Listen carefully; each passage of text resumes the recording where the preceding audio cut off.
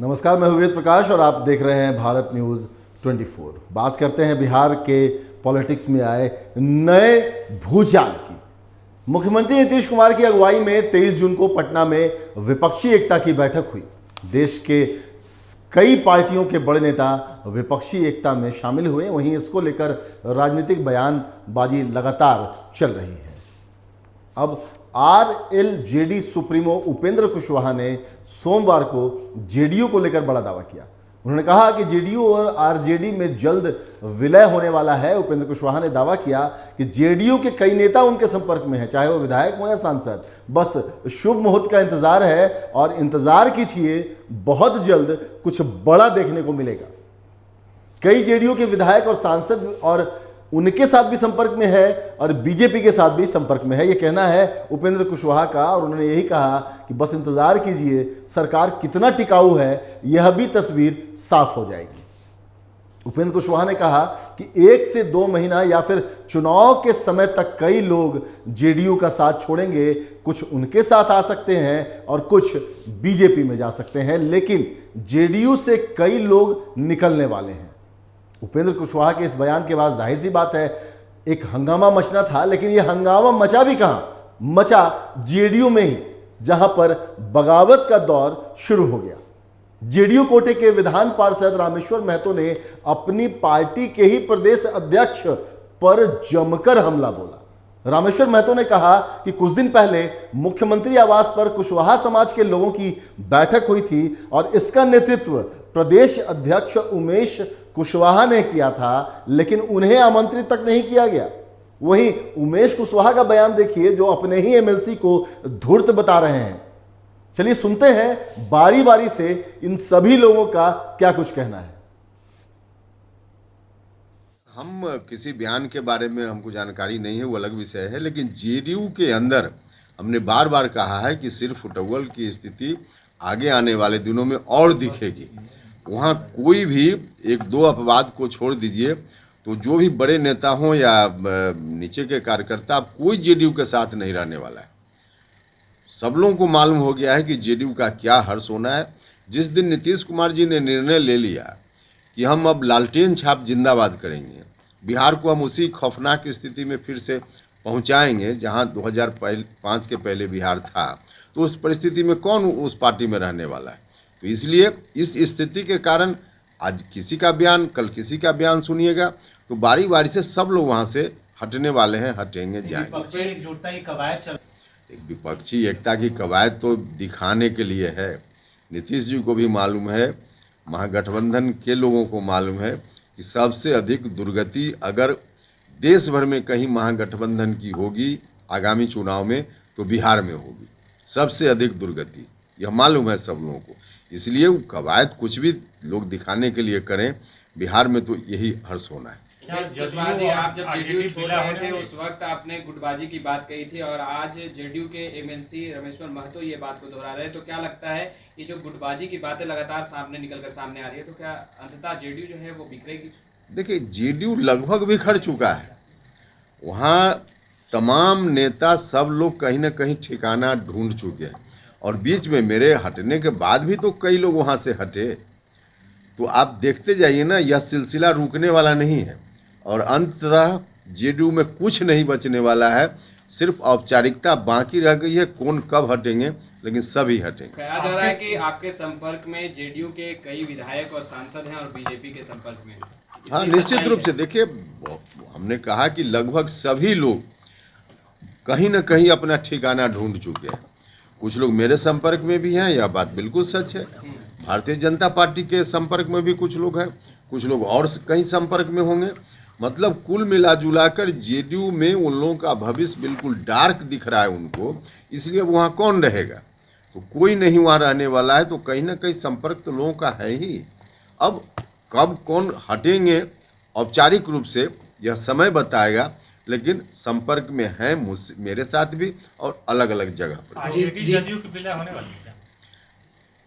हमने तो बार बार कहा है भाई कि इन लोगों ने जो गठबंधन की बात जब एनडीए से अलग होकर कर रहे थे नीतीश जी महागठबंधन के साथ, उसी समय एक डील हुई थी जिसकी चर्चा हम बार बार करते रहे। उस वक्त डील की चर्चा हमने की तो चीज़ें स्पष्ट नहीं थी, लेकिन धीरे धीरे बात तो अब लोगों के सामने में है। आरजेडी और जेडीयू का विलय होना है, यह बात बिल्कुल तय है। कब होना है, 1 महीना में होगा कि 6 महीना में होगा, ये तो आगे पता चलेगा, लेकिन विलय तय है। नीतीश कुमार और ललन सिंह को छोड़ के जदयू के सारे लोग हमारे संपर्क में हैं और वो सब लोग भाजपा में आना चाहते हैं। भाजपा खाली जिस रोज सिग्नल देगी पूरी पार्टी टूट के बीजेपी में आ जाएगी। देखिए, धूर्त, स्वार्थहीन, आधारहीन वैसे व्यक्ति को हम लोग जो है नोटिस नहीं लेते हैं। वैसे लोगों को उस पर हम कोई टिप्पणी नहीं करते हैं। अच्छा, उपेंद्र कुशवाहा ने दावा किया है कि आपके पार्टी के कई विधायक और सांसद उनके और बीजेपी के संपर्क में बहुत जल्द मुहूर्त आ जाएगा जब कई पार्टी के विधायक और सांसद टूट जाएंगे। अभी तो हसीन सपना देख रहे हैं, समय आएगा उनको भी पता अंदाज चल जाएगा, पता लग जाएगा कि इनके गोद में जाके खेल रहे हैं। और जो वो रात दिन कहते थे, समाजवाद की बात करते थे, जो हर रोज जो है माने उनकी जनता उनकी समझ चुकी है, सब लोग जान चुका है उनको। उनका खेला जो है ना, उनका सब चीज़ बंद हो गया है। चलिए, तो ये क्या हो रहा है जेडीयू में? अभी इधर बैठक ख़त्म हुई और उसके तुरंत बाद अब ये सब कुछ हो रहा है। हम चलते हैं, बिहार एडिटर मनोज नारायण सिंह जी हमारे साथ हैं पटना से सीधे। मनोज, महत्वपूर्ण सवाल, बैठक हुए अभी कुछ ही घंटे बीते हैं, कुछ दिन नहीं कहेंगे इसको, हम कुछ घंटे कहेंगे, और जेडीयू के भीतर ही खटपट शुरू। देखिए वेद प्रकाश जी, पार्लियामेंट्री चुनाव का काउंटडाउन शुरू है। ऐसे में जिस तरह से विपक्षी पार्टियों ने यहाँ पर अपनी बिसात बिछाई है, उसको लेकर के ये जो कहा जाए तो बिहार ही एक सेंट्रल पॉइंट होगा जहां से पूरे देश की दिशा और दशा तय करनी है। इसकी तो मतलब कि 23 तारीख को इसका सगोपा सब लोगों ने देख लिया, सुन लिया, और जाहिर सी बात है कि इसका लीडिंग कर रहे हैं नीतीश कुमार। जाहिर सी बात है कि नीतीश कुमार की पार्टी जेडीयू पर सभी की निगाह है, महागठबंधन खास करके आरजेडी और जेडीयू पर सभी की निगाह है। 23 तारीख को जो बैठक हुई, बीजेपी या एनडीए का जो भी घटक दल है बहुत बारीकी से उसका ये देख रहे थे कि इसमें क्या क्या हो रहा है। बहुत सारी तरह की प्रतिक्रियाएं यहाँ पर आ रही है, लेकिन जिस तरह से जेडीयू में फिर से घमासान मचा है, इसी साल जिस समय फरवरी मार्च में जब ये उपेंद्र कुशवाहा का प्रेशर पॉलिटिक्स शुरू हुआ था, वो जेडीयू छोड़े थे, तो उस समय जो स्थितियां बनी थी जेडीयू में, तो उस समय भी कयास लगाया जा रहा था कि जेडीयू लगभग टूटने के कगार पर है। और जिस तरह से आरजेडी की दखलंदाजी बढ़ती जा रही थी, इसको लेकर के उपेंद्र कुशवाहा ने पार्टी छोड़ दिया। थोड़ा अतीत में देखना होगा जो अभी चल रहा है, जो भी अभी जेडीयू में हलचल चल रहा है, उसको देखने के लिए थोड़ा सा अतीत में देखना होगा। जब नीतीश कुमार जब यहाँ बिहार की सत्ता पे काबिज हुए थे, उस समय लौकुश की जोड़ी, मतलब कि उपेंद्र कुशवाहा और नीतीश की जोड़ी काफी चर्चा में हुई थी। मतलब 9% वोट बैंक, अगर देखा जाए तो बिहार में 6% कुशवाहा वोट बैंक है और 3% लौ मतलब कि कुर्मी का वोट बैंक माना जाता है। तो ऐसे में उपेंद्र कुशवाहा का भी अपना कुछ ना कुछ यहाँ पर जेडीयू के अंदर में उनका अपना कुछ सब समर्थक होगा, नीतीश का कुछ समर्थक होगा, जाहिर सी बात है। लेकिन उपेंद्र कुशवाहा के छोड़ने के बाद में 2015 में ये उमेश कुशवाहा जो अभी वर्तमान में मौजूदा समय में अभी जेडीयू के प्रदेश अध्यक्ष हैं, 2015 में महनार से विधानसभा का चुनाव लड़े और जीते भी थे। और उसके बाद में 2018 में जो रामेश्वर महतो अभी जो मौजूदा एमएलसी हैं, इनको एमएलसी बनाया गया। मतलब कि उपेंद्र कुशवाहा के निकलने के बाद में नीतीश कुमार ने वो कुशवाहा वोट बैंक को पोलराइज करने की एक रणनीति शुरू की थी। इसमें उपेंद्र कुशवाहा को भी उमेश कुशवाहा को प्रमोट किया गया, इधर से रामेश्वर महतो को प्रमोट किया गया। रामेश्वर महतो सीतामढ़ी के रहने वाले हैं और प्रॉपर्टी और मार्बल्स वगैरह का बहुत अच्छा खासा व्यवसायी भी है। तो ऐसी स्थिति में और रामेश्वर महतो उपेंद्र कुशवाहा के लॉबी के आते हैं और जो उमेश कुशवाहा हैं ये नीतीश की लॉबी के आते हैं। तो जाहिर सी बात है कि जिस तरह से जब उपेंद्र कुशवाहा जब जेडीयू छोड़े थे और उनका जो प्रेशर पॉलिटिक्स चल रहा था, उस समय भी रामेश्वर महतो उपेंद्र कुशवाहा के साथ में थे। और आज भी जो उन्होंने बयान दिया है, उन्होंने साफ तौर पे आरोप लगाया है उमेश कुशवाहा पर कि उमेश कुशवाहा के चलते ही उपेंद्र कुशवाहा पार्टी से गए हैं। मतलब कि कुशवाहा समाज में ये नहीं चाह रहा है कि कुशवाहा समाज के जो भी लोग हैं वो एकजुट रहें या फिर जो यहाँ पर नीतीश कुमार हैं उनके साथ यहाँ पर मुलाकात करवाएं, तो यहाँ पर कहीं ना कहीं ये समाज को तोड़ने का काम कर रहे हैं। जो उनके चहेते हैं, जो चम्मच टाइप के जो लोग हैं, उनको तरजीह दे रहे हैं। जो लोग इनका चमचाई नहीं करते हैं, उनको तरजीह नहीं देते हैं। तो बहुत सारा आरोप रामेश्वर महतो ने लगाया है। और उमेश कुशवाहा ने जवाब में कह दिया कि बहुत धूर्त किस्म के इंसान है, स्वार्थी यहाँ पर इंसान है। तो आरोप प्रत्यारोप चल रहा है। लेकिन देखिए, एक तरह से अगले साल मार्च में रामेश्वर महतो का टर्म पूरा होने वाला है एमएलसी का। तो उसके बाद में अब ये भी लगाया जा रहा है, कयास लगाया जा रहा है कि हो सकता है कि उमेश कुशवाहा चाह रहे हो अपना सीट सिक्योर कर ले। तो इसको लेकर के भी जो है उनका प्रेशर चल रहा होगा कि रामेश्वर महतो को साइड किया जाए। और जिस तरह से नीतीश कुमार के यहाँ जो मीटिंग कराई गई कुशवाहा समाज की, उसमें रामेश्वर महतो को नहीं बुलाया गया, नहीं कहा गया, इन्वाइट नहीं किया गया। तो इसको लेकर के भी नाराजगी है। और सत्ता के गलियारे में इस बात की चर्चा जरूर हो रही है कि उमेश कुशवाहा हो सकते हैं कि अगले साल जो एमएलसी का जो सीट खाली हो रहा है उनका, उस समाज से जो सीट है उस समाज को उनसे भरपाई किया जाए, मतलब कि अपने लालच में पड़े हुए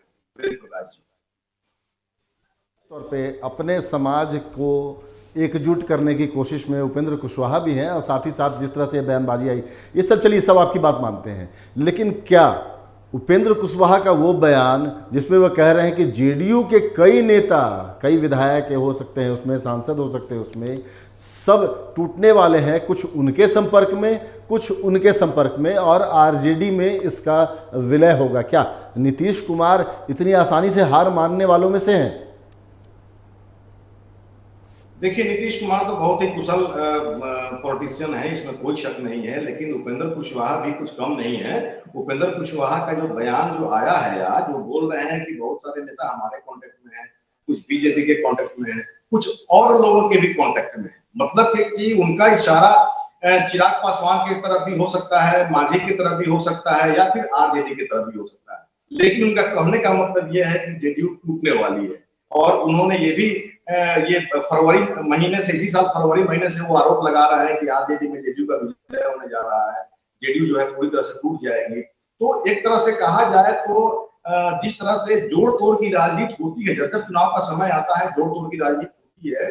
सभी पार्टियां अपने वोट बैंक को गोलबंद करने में, अपने समीकरण में, गुणा गणित में जो है लग जाती हैं सारी पार्टियां। और जो वोट बैंक का जो भी नेता होते हैं उनको अपने खेमे में करने का प्रयास करती है सारी पार्टियां। तो इसका जो चुनाव होने वाला है, इसको लेकर के भी ये सारी गतिविधियां चल रही हैं, शुरू हो गई हैं और चलेंगी भी। जब तक चुनाव नहीं होगा, जब तक चुनाव का समय आएगा, तब तक ये सारी गतिविधियां चलती रहेंगी। लेकिन जिस तरह से उपेंद्र कुशवाहा ने दावा किया, और साथ में बीजेपी वाले भी दावा किए हैं कि बहुत सारे नेता जो है हमारे कांटेक्ट में हैं। और यहाँ तक कि बीजेपी वाले लोगों ने कहा है कि नीतीश कुमार और ललन सिंह को छोड़ के बाकी सारे के सारे नेता हमारे कांटेक्ट में हैं। तो ये दावा कितना सही होगा, कितना गलत होगा, ये तो आने वाला समय बताएगा। लेकिन राजनीति जो है, ये राजनीति में कब क्या होगा ये कोई नहीं बता सकता है। और सभी लोग कहते हैं कि उगते हुए सूरज को सब कोई प्रणाम करते हैं। तो एक तरह से जो उपेंद्र कुशवाहा का कहना है कि सभी लोग जो है यहाँ पर बीजेपी के कांटेक्ट में है, मेरे भी कांटेक्ट में है, तो ये जेडीयू टूटने वाली है, या आने वाला समय बताएगा। लेकिन जिस तरह से जेडीयू में घमासान अभी मचा हुआ है, अगर इस पर समय रहते कंट्रोल नहीं किया गया तो हो सकता है कि इसका ये जो है नीतीश को ये भुगतना पड़ेगा कि कहीं हो सकता है, कहीं ऐसा ना हो कि पार्टी के जो नेता है उसमें टूट पड़ जाए। जी बताइए। जी बिल्कुल सही कहा आपने कि जिस तरह की बातें सामने आ रही हैं और जिस तरह की चीज़ें, तस्वीरें धीरे धीरे अब क्लियर होती जा रही हैं, कह सकते हैं। सबसे बड़ी बात यह है कि आपने कहा कि एक पार्टी के उनके समर्थक थे तो शायद इसलिए बयान आया होगा, लेकिन जिस तरह से आने वाले समय में घमासान मचेगा, और जाहिर सी बात है चूँकि सीटों का बंटवारा एक बहुत महत्वपूर्ण मुद्दा है बिहार में। जेडीयू के जितने भी सांसद इस वक्त हैं मौजूद, एक सीट सिर्फ हारी थी वो किशनगंज की, बाकी सारे सीटों पर जिस पे चुनाव लड़ा वो बीजेपी के साथ मिलकर उसमें जीत दर्ज की थी। वो तो चाहेगी, जेडीयू ज़रूर चाहेगी कि सारे सीटों पर उसके सांसद रहें। अगर उस सीट एक दूसरे पार्टी की तरफ जाती है तो सांसद कितना कॉम्प्रोमाइज़ करेंगे, ये महत्वपूर्ण बात है। मनोज जी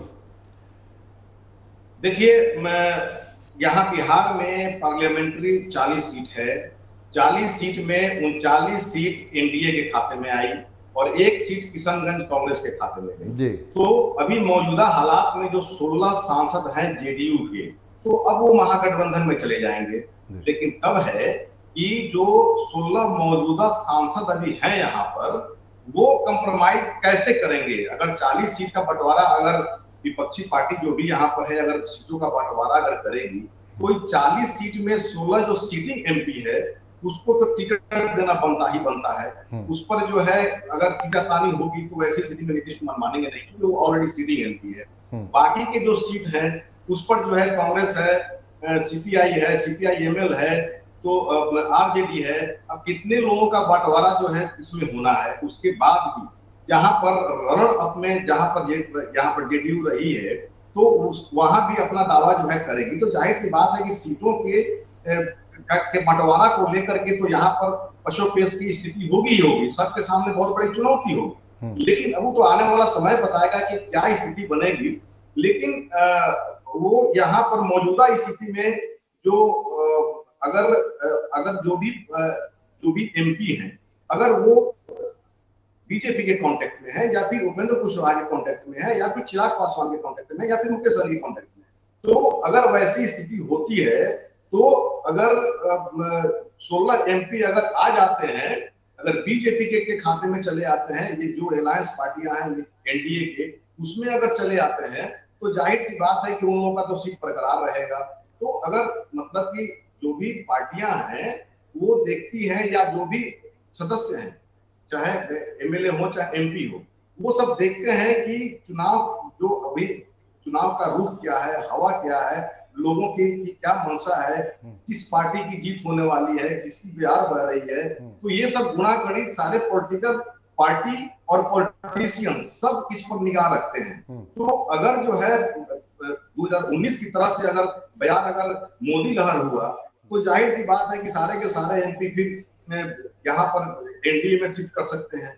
अगर जो है बयान अगर महागठबंधन की तरफ रही तब तो महागठबंधन में रहेंगे। तो वैसी स्थिति में अगर वो जेडीयू के 16 एमपी अगर एनडीए में शिफ्ट कर जाते हैं तब तो सीटों का बंटवारा करना आसान होगा। लेकिन अगर शिफ्ट नहीं करते हैं तो वैसी स्थिति में सीटों का बंटवारा को लेकर के काफी जद्दोजहद हो सकती है बिहार। जी बिल्कुल, निश्चित काफ़ी जद्दोजहद हो सकती है। बहुत बहुत शुक्रिया मनोज हमारे साथ जुड़ने के लिए और इस चर्चा के लिए। तो जेडीयू में एक नया विवाद खड़ा हुआ है कुशवाहा की वजह से, और फांस बन गए हैं कुशवाहा। क्या वाकई फांस बन गए हैं उपेंद्र कुशवाहा?